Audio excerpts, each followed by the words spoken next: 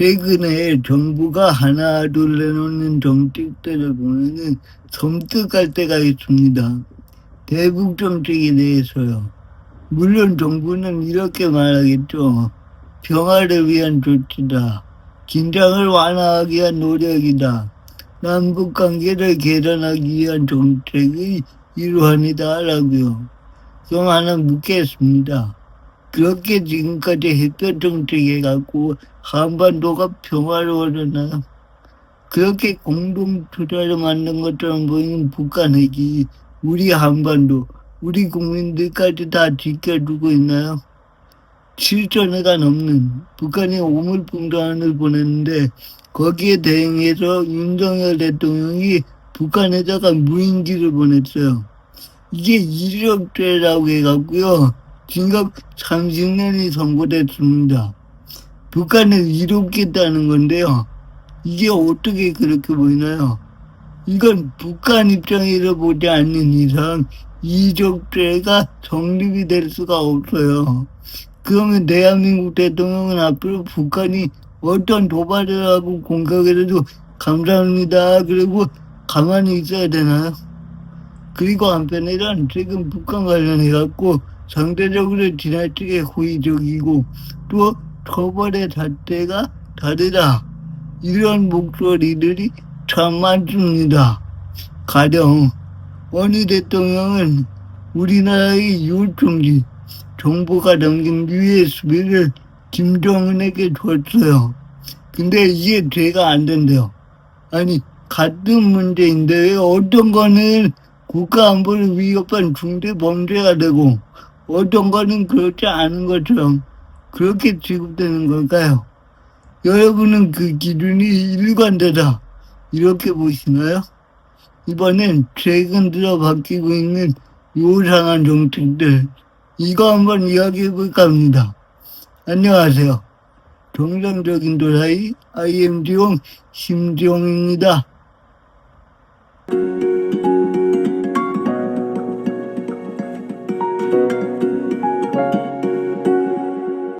먼저 국방 분야에서 벌어지고 있는 일들을 이야기해 볼게요. 민간인 동대구역 DMZ의 민통선을 2km를 북상시키고요.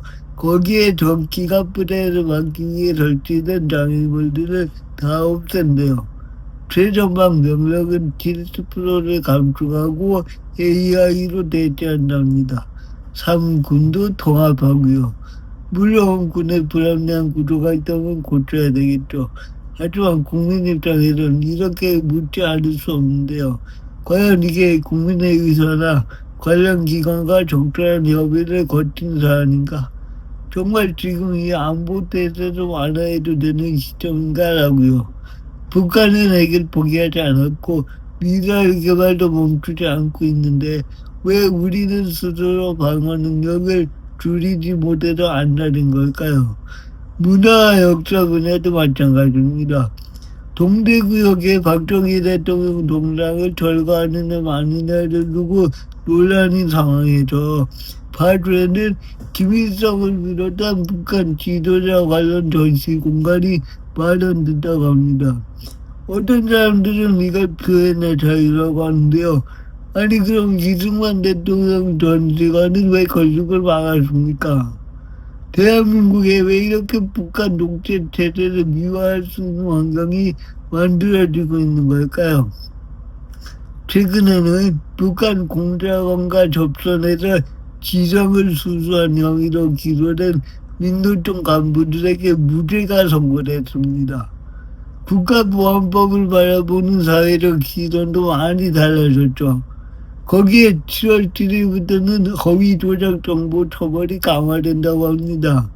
정부는 가짜뉴스 대응이라고 하는데 하지만 일각에서는 언론과 표현의 자유가 위축될 수 있다는 우려를 표하고 있어요. 과연 어디까지가 허위 조작 정보이고 누가 그 기준을 정하는 걸까요? 정부에 반대하는 의견을 제시하면 허위 조작 정보인 걸까요? 역사 교육 문제도 아주 심각합니다. 예컨대 최근에 전쟁기념관에서 초등학생을 상대로 6.25를 가리키는데 항미원조라는 표현을 써서 논란입니다. 항미원조는 북한이 이 전쟁을 하는데 중국의 도움을 받았다라는 표현인데요. 물론 역사적 용어를 소개하는 그런 차원이라는 설명이 가능하죠. 하지만 국민들이 민감하게 반응하는 이유는 이 6.25 전쟁이 대한민국의 존폐가 걸렸던 전쟁이었기 때문입니다. 그런데도 우리는 점점 안보의식을 흐트리는 방향으로 가고 있으니까 걱정인 거죠. 그렇다면 같은 논리로 일제 식민지 교육에서도 일본 제국주의 시각을 적극적으로 가르쳐야 되나요? 국민들이 불편함을 느끼는 건 여기에 있습니다. 이쯤 되면 어떤 분들은 이럴 거예요. 시대가 어느 때인데 공산주의 타령이냐, 정부가 정한다고 국민들이 공산주의자가 되겠느냐라고요. 저도 압니다. 내일 당장 대한민국이 공산화가 되는 건 아닙니다. 하지만 역사적으로 보면 거대한 변화는 어느 날 아침에 찾아오지 않습니다. 처음에는 작은 양보였습니다.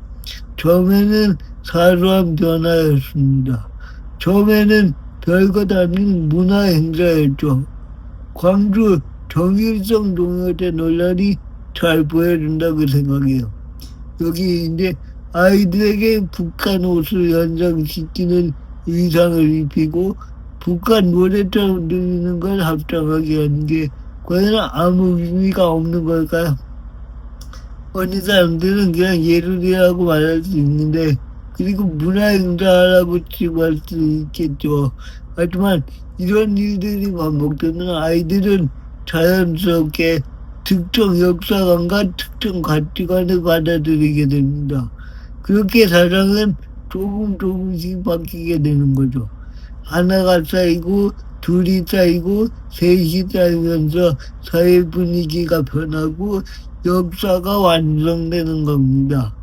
그리고 그때는 되돌리기가 어려워요. 그래서 지금 중요한 거는 이 개별 사건 하나하나가 아닙니다. 민통상 문제, 병력 감축 문제, 북한 관련 판결 논란, 교육 문제, 문화행사 관련 논란, 이 모든 것이 동시에 우연히 벌어지고 있는 일인지, 아니면 대한민국의 정체성을 조금씩 바꾸는 방향으로 움직이고 있는 것인지 이제 국민들이 스스로 판단해야 합니다. 문제가 있다면 진짜 혹시 바로잡아야 되고 바로 지금이 그런 시점이라고 생각되기 때문이죠. 북한 관련해서 오랫동안 국정원에서 일했던 분들은 북한이 지난 60년 동안 꾸준히 한국을 갖다가 공산화 시키기 위해서 그런 어떤 이념을 심어주기 위해서 굉장히 노력했다고 합니다. 그리고 보수 정치인들에게도 묻고 있습니다.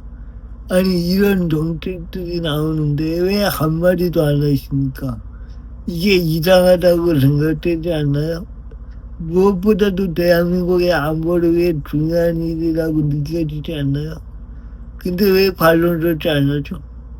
당내 갈등 정파싸움에 묻혀갖고 이런 일들은 눈에 안 들어오나요? 국가 안보와 정체성이 심각하게 위협받고 있다는 생각은 안 드나요?